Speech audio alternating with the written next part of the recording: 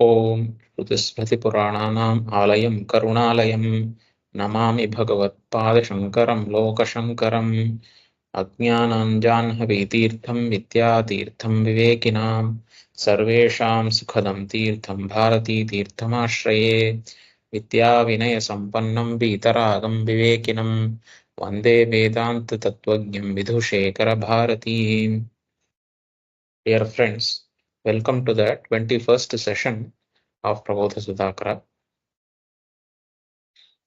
In the last meeting, we were seeing the few verses, beginning verses of the chapter on Maya Siddhi Prakaranam, which describes or which elucidates upon Maya. We saw a few verses which were a condensation of the Brihadaranyaka Upanishad, in which sage Yajnavalkya was describing Maya, or the process by which Maya arises or is seen to exist, is observed to exist, is described in the Upanishad in an analogical manner. Today we will continue these verses. So this was the last verse which we saw. Today we will continue with the 98th verse. The brief idea about Maya, as we have seen before, is that in order to describe or in order to understand how the world in which there are varied and multiple things, many different things exist, many different types of things exist in the world. This varied and multiplicative existence, how can such a world be witnessed by us? Whereas when the truth is that Advaitam, Advaita Atma, Advaita Brahma is the only Satya Vastu, only true entity. In order to understand this apparent contradiction, the notion of Maya is very helpful. So it is with this viewpoint or this end goal in mind that the seeker should not be confused by the thesis, which is that there is Brahman alone, which is real. In order to remove the confusion in the mind of the seeker, if Brahman alone is real, confusion is like this: if Brahman alone is real, how can I see so many things in the world? These things in the world are seen to exist, observed to exist.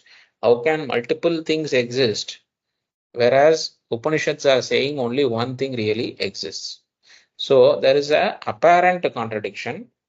There seems to be a contradiction in the mind of the seeker. In order to remove that contradiction, the notion of Maya is described in the Upanishads, is presented to us in the Upanishads.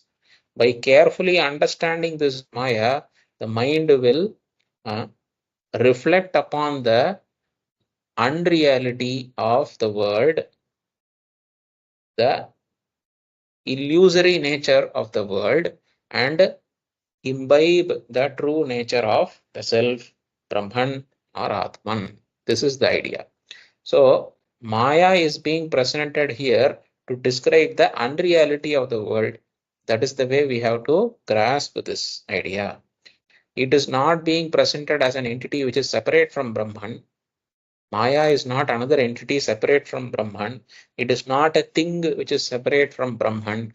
But in order to convey the idea that Brahman alone is the only reality, the world which seems to be different, which seems to be having multiple entities, seems to be different from Brahman, seems to be different from the self.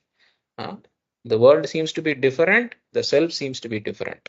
So in order to demolish the distinction, demolish the differentiating aspects of the world and absorb the world into Brahman, this idea of Maya is presented as an intermediary idea. It is not the final idea. It is only an intermediary idea. Once this intermediary idea is understood, all the worldly things, all the worldly objects can be absorbed into this Maya, and Maya itself will finally be absorbed into Brahman. When we say absorbed into, we don't mean real absorption. What we mean is the intellectual understanding. In the intellectual understanding that the world is not separate from Maya, the intellectual understanding that Maya is not separate from Brahman. Therefore, Brahman alone is true. The world is only an appearance. This is the concluding thesis that we want to reach to. With that in mind, we continue to read these verses. चिरमानन्दानुभवात् सुषुप्तिरिव काप्यवस्थाभूत् परमात्मनस्तु तस्मात् स्वप्नवद्देवोत्थिता माया. चिरमानन्द अनुभवात् सुषुप्तिः इव कापि अवस्था अभूत्. So here the Maya, which was told to be the arising out of the non-dual Brahman, Maya, which is Trigunatmika, which will be told to be Trigunatmika, was presented to be arising from Brahman in the previous verses. So now this nature of this arising, the nature of this apparent creation of Maya is being analyzed here, or is being analogized here, you can say. By giving an analogy, the idea that Maya is not a real thing is being emphasized. What is the analogy here? Chiram ananda anubhava sushuptihi iva. So, sushuptihi is the analogy which is given for the original pure undifferentiated state of Brahman, from which Maya has not come forth. Chiram ananda anubhavat sushuptihi iva. Why is it compared with sushupti? Sushupti means deep, dreamless sleep. The kind of restful, deep, without any dreams when one sleeps, that is called sushuptihi. In this sushupti, recall what we experience. We experience pure unalloyed peace and happiness. Without the presence of any two differentiated things, without the presence of any external object, without the presence of any thoughts, we experience pure unalloyed bliss. This pure unalloyed bliss, which is experienced in sleep, is the reason for which, or because of which, the sleep is being compared to Brahman in its original undifferentiated, we can say, reality, original reality which is undifferentiated. So Chiram Ananda Anubhavat, because of Chiram means a permanent or long-term, a deep Ananda, happiness, Anubhavat, because of the experience of this deep and persistent happiness, Sushuptihi iva kapi avastha abhut. So some avastha, some kind of a state is there, an undifferentiated understanding of Brahman, undifferentiated existence of Brahman is there. Kapi avastha abhut. Brahman is in that state, which is similar to Sushuptihi iva, because of the nature of Brahman itself to be Ananda, because it is in that state of pure unalloyed bliss, which is similar to that of sleep. We can say Brahman undifferentiated is identical or is analogous to sleep. And then, as and when the sleep is happening, some time, after some extended period of time, let us say 1 or 2 hours of deep sleep, suddenly in this deep sleep state, from this deep sleep state, the mind starts to function a little bit and produces and goes into the dream state. This apparent fall, or this apparent, you can say, production of the dream from the deep dreamless sleep is compared here to the apparent creation of Maya, apparent, what you can say, the springing forth of Maya from the Paramatma. So that is the next verse. Paramatmanastu tasmat swapnavad eva uttitha Maya. In the same way, as to what? In the same way as swapnavat, in the same way as the dream arises from deep sleep, in the same way from the Paramatma, Maya also arises. So the dream is not real. Similarly, this Maya is not real. It is not real compared to the sleeper or the deep sleep state. The deep sleep state is experienced. The dream, even though it is manifested and experienced, it is not a real thing, because as and when the person wakes up, the person understands that the objects and the experiences which are had in the dream are all mithya. They are not real at all. So in the same way, this Maya also is like the dream of Paramatma. That is the message of this verse. Next verse, 99. Sadasat Vilakshanasau Paramatma Sadashrayanaadihi Sacha Gunatraya Rupa Sute Sacharacharam Vishwam. Now, what is this Maya? What is the nature of this Maya? What is the function of this Maya is being talked about here. This Maya is Sad Asat Vilakshana. It is different from, Vilakshana means it is different, distinguished from Sat, which is the truly existing thing, and Asat, which is the absolutely non-existent thing. So this Maya is neither it is true existence, nor it is absolute non-existence.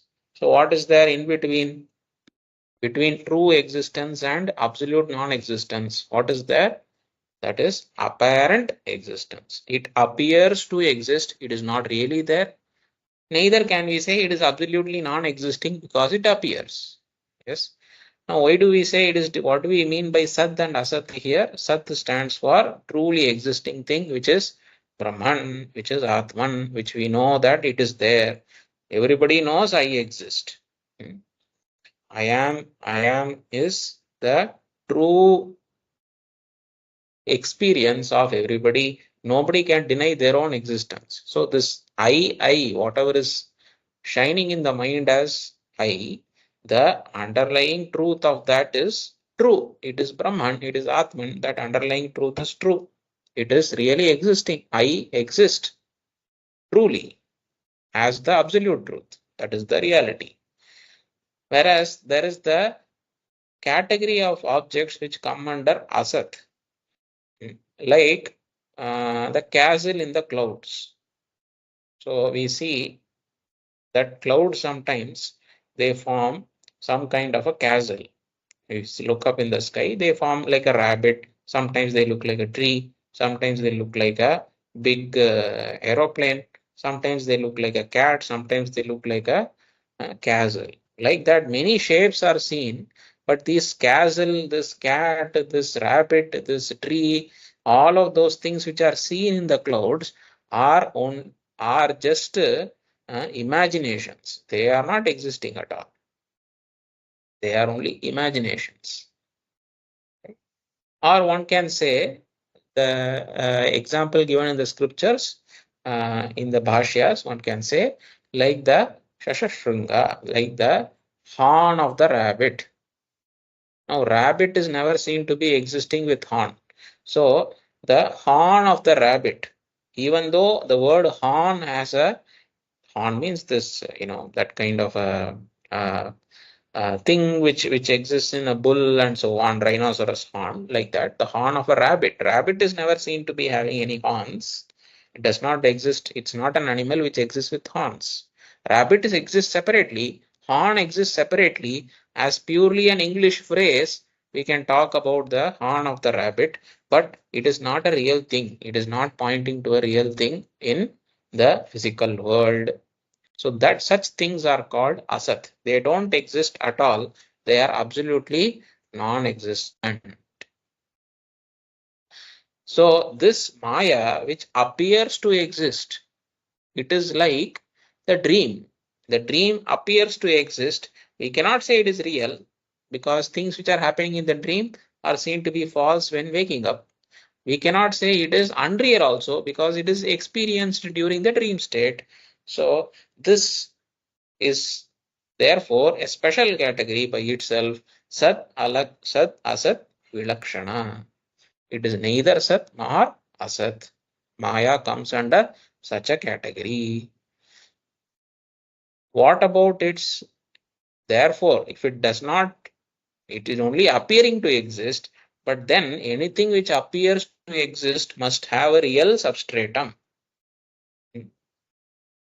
Must have a real substratum. Like for instance, we were one popular example which is given in the scriptures is the snake which appears on the real rope.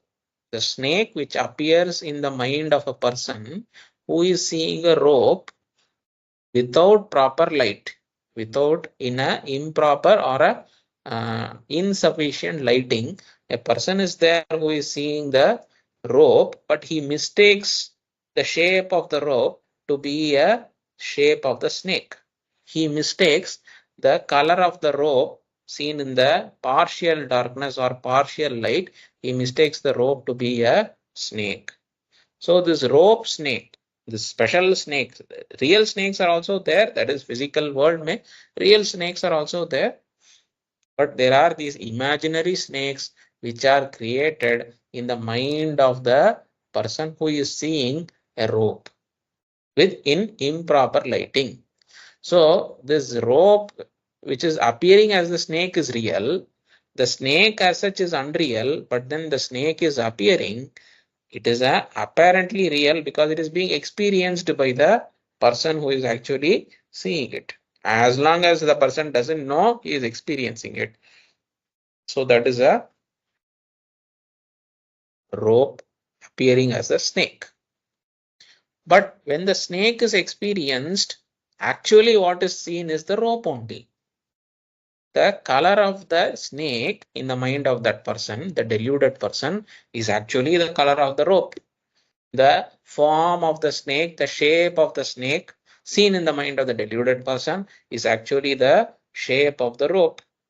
So the snake, which is a apparently existing entity in the mind of the person who is seeing, cannot exist without the ashraya, without depending upon the rope.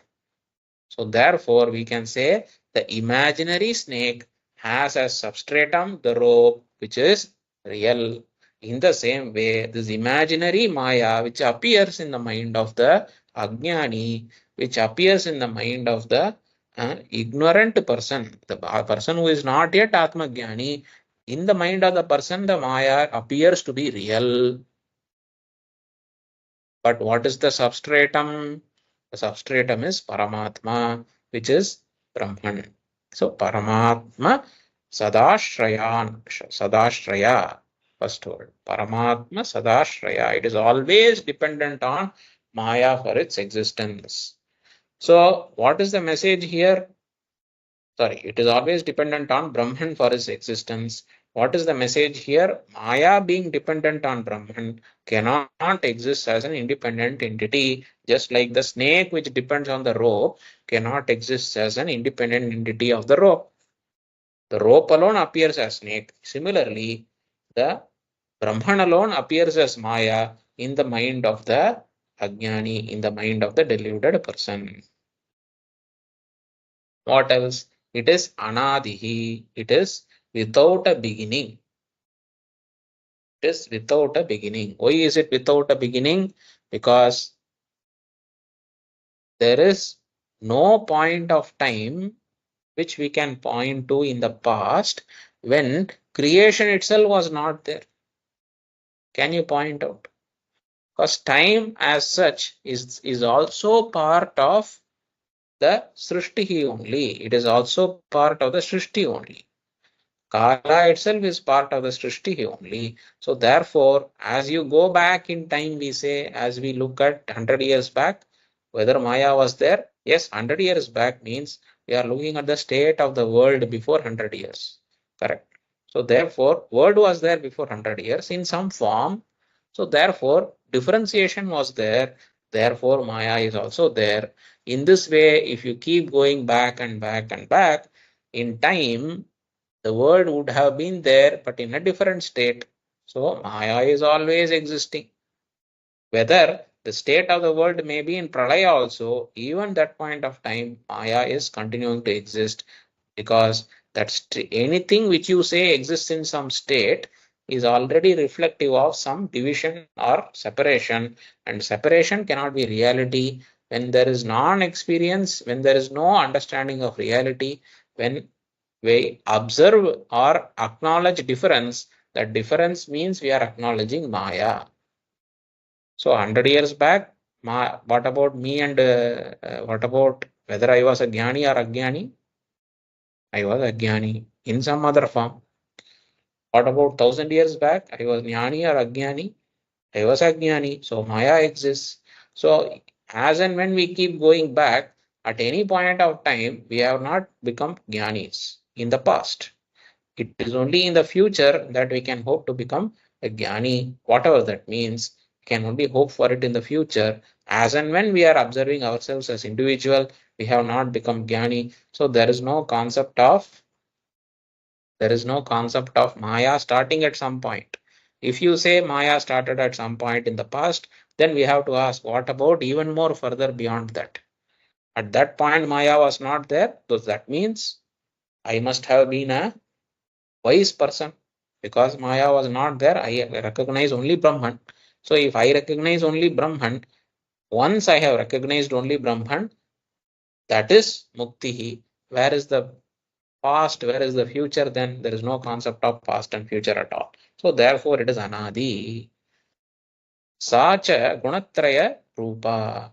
So it is Anadi, it is Paramatma Sadashraya, it is Sat Asat Vilakshana, then it is Gunatraya Rupa. What is this Gunatraya Rupa? It is composed, or it has the ability to further decompose into multiple varied things composed of the three gunas, Sattva, Rajas, and Tamas. So this Sattva, Rajas, and Tamas, what are they standing for? They are standing for, one may say, the various powers of Maya itself. So this Maya itself, it appears in three different gunas. It appears as three different gunas, Sattva, Rajas, and Tamas. Among these three different, the mixture of these three different gunas only, some of them form the material world, some of them form the dream states, some of them formed the sense organs, some of them form the mind, and so on. All of these are various compositions of the three gunas. So Gunatraya Rupa. Sute Sacharacharam Vishwam. Sacharacharam Vishwam Sute. Sacharacharam means the world, which is Vishwam is the world. Sacharacharam means the world which is composed of both immovable and movable entities. Moving and immobile entities. All of this is manifested by the further mixture of the gunas, which is coming from Maya. So Sute means is created from Maya, or Maya creates the entire universe, Srishti, borrowing its power from Brahman, borrowing its abilities from Brahman, borrowing its existence from Brahman. Maya manifests all the entire universe. That is the idea here. So with this being the discussion in the previous verse, an interesting question is being raised by Bhagavad Pada himself, which he is going to answer in this same verse, and also with the help of some analogies in the successive verses. So what is the question? Maya tavat adrishya drishyam karyam kathan janayet tantubhir adrishya rupaihi Patotra drishya katham bhavati. So one question is being answered by another question. So what is the first question? Maya tavat adrishya. So one cannot observe this Maya. Maya cannot be observed by the sense organs or the mind. Can one observe? The question is there. Sense organs and the mind themselves are creations of Maya only. There is a question of observing Maya using that. Sense organs and mind are creations of Maya only. First Maya, from Maya which is composed of three gunas, the gunas mix the Maya further produces or manifests into various things. So this manifestation cannot observe its own previous state. Right? It is like saying from the clay one made the pot, then the pot is asking where the clay is. Can we show the clay to the pot? The clay itself has become the pot. How can we show the pot where the clay is? It is not possible because clay has manifested into the pot only. Pot cannot observe the clay again from which it was manifested. The Karya can never see the Karana again. So Maya tavad adrishya. Drishyam karyam kathan janayet. So one is asking the question, it seems. Yes, Maya cannot be seen, but then you are saying the world can be seen. World is seen, world is observable by the sense organs. The inner world is observable through the inner sense organ, which is the mind. The external world is observable through the external sense organs, which are the five indriyas. So these indriyas and the antarindriya, bharindriya, they help us to witness, observe the world, but then one cannot observe Maya. So you are saying from Maya the world came, you means the questioner is asking, or Bhagavad Padal is raising a apparent question by an apparent objection by a objectioner. Objection by an apparent objectioner. So what is the objection? Maya tavadadrish. Maya cannot be observed, but the world is observed. You say from Maya only world came. How can I see, not see something, but I can see its effect? That's the question. I cannot see the cause. I can see the effect. So one has to take this question in this way. I cannot see the cause for something, but I can see the effect. In the world, suppose from the pot, from the clay, pots are made. We can see the pot also, we can see the clay also. Correct? We can see. The clay is observable, the pots are observable very clearly. But here you are saying that the world is observable, but the cause for the world, which is Maya, is not observable. How come is the question? Interesting question. So a beautiful answer is being presented by means of an analogy. What is the analogy? Patotra atra pataha drishyaha tantubihi adrishya rupaihi. So one takes the example of a cloth, a piece of cloth, let us say made using cotton threads, right? So the cloth entirely is cleanly visible. Let us assume that you look at this cloth. This cloth is very much visible. But so pataha means cloth. Atra pataha drishya. So you can see the cloth made of cotton. Whereas tantubihi adrishya rupaihi. Tantubihi means the threads, the individual threads which are making this particular piece of cloth. If I take out all the threads into multiple pieces, I destroy this cloth and look at only the pieces, or before the creation of this piece of cloth, I look at the individual pieces of cotton threads. Suppose I take that and look at it, I will not be able to see them. Of course, I will be able to see them if I keep it under a very careful observation or keep it under a microscope, etc. That is okay. As an analogy, you just take this. It is not visible means here it is not easily visible. Tantubhir adrishya rupaihi. So the threads are not visible individually, but the cloth as the macro entity, the big entity is visible. The thread makes up the cloth. The cloth is made of the threads. but thread doesn't seem to be visible. Cloth seems to be easily visible. So one example from the world is being given here. So in the same way, just like the thread, which is the karana for the cloth, is not visible, but the karya, which is the cloth, is visible. In the same way, Maya is invisible because it is the subtlest of the subtlest aspect of Srishti.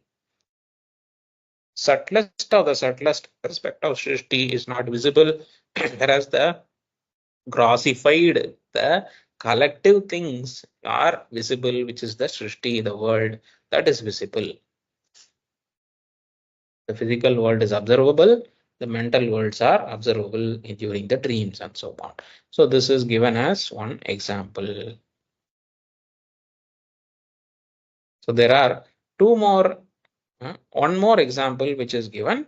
Let us see. Swapne suratanubhava chukra dravo yatha shubhe vasane andrutam ratam prabodhe vasanopahatir bhavet satya. The next verse is also equally following the same idea. Swapne purusha satyo yoshida satya tayor yutischa mrisha shukra dravaha satyastadvat prakrutepi sambhavati. So one example is being considered here, again going back to the same dream. So what is this example about? The idea of this example is certain things, when they happen in the dream, they have some real effects in the waking world. The dream is unreal. Some experiences which are there in the dream, those experiences also unreal, but the dreamer experiences the effect of those dreams in the waking world. This experience everybody might have had. Like for example, some fearful object, some fearful tiger or something like that, some monster is appearing in the dream, that is unreal. The person is getting afraid in the unreal world, which is the dream. So everything is happening in the dream should be unreal, but then suddenly the person wakes up and sees that lot of sweat is coming. After waking up, the person is seeing, suddenly waking up during, in the course of the nightmare, suddenly the person wakes up and experiences a real world sweating, a real world palpitation of the heart. The heart is beating, like heavy breathing, heavy beating of the heart is observed in the physical waking world. So these such effects of something which happens in an imaginary scenario, in pure imagination, purely a mental experience, creates a physical real experience. This is possible. In the same way, the Maya, which is the most subtlest thing, which is not observable, creates or manifests some real observable effects. When we say real, we mean physically real, observable effects. We mean observable effects. So unobservable thing can trigger a observable effect. Similarly, unobservable Maya can be triggering a observable world, no problem. That is the message here. So therefore, just because Maya is not seen, don't think Maya is not observable, don't think that it doesn't exist. It exists. How do you know it exists? It exists. How does it exist? It is neither Sat nor Asat, Sat Asat Vilakshana, Brahmashraya Rupa, etc. were told in the Anadihi, etc. were told in the previous one. Okay. So now we'll see the example. Swapne Suratanubhavat Shukradravaha Yata Shubhe Vasane. So this example is something like, so there is the experience of a sensory pleasure. A man is experiencing the sensory pleasure with a dreamed woman. A woman in the dream is giving the man pleasure. Because of that, the person is having a Shubhe Vasane Andrutam Ratam. So he is having some kind of an effect on his, let's say, on the clothes he is wearing in the waking world. So the effects on the clothes, just like sweat is, sweat is the effect of that terrifying nightmare. In the same way, this pleasurable experience also creates an effect in the world. So some part of this whole description is unreal. The lady is unreal. The pleasure in the dream is unreal. They are not happening in the real world, in the physical world. Whereas the experience of the effect in the on the clothes is real, in the sense that it is physical. It is happening in the physical world. So that part is taken to be real, whereas the dream and the dreamed woman and the dreamed pleasure, etc., experience in the dream, they are all dreamed things, they are not real. So in the same way, Swapne Purushaha Satyaha, so the dreamer is the connecting entity. So the dreamer who is there who is dreaming the dream, and the person who is sleeping, that is the connecting entity there. So that person is real, that person is there. Yoshida Satya, the woman is unreal. Tayor Yutishcha Mrisha. So the union which the man has with the woman in the dream, that is not real. Mrisha means unreal. Shukradrava Satya. So the effect of that experience in the waking state is real. Tadvad Prakritepi Sambhavati. In the same way, that is there in the present scenario also, the present discussion also, which is corresponding to Maya. How is it there? Again, reiteration. Evam Adrishya Maya Tat Karyam Jagadidam Drishyam. So this is the conclusion of this series of examples or discussion. So in this way, so the question was asked, remember, Maya is Adrishyam, Adrishya, whereas the world is Drishyam, you are saying.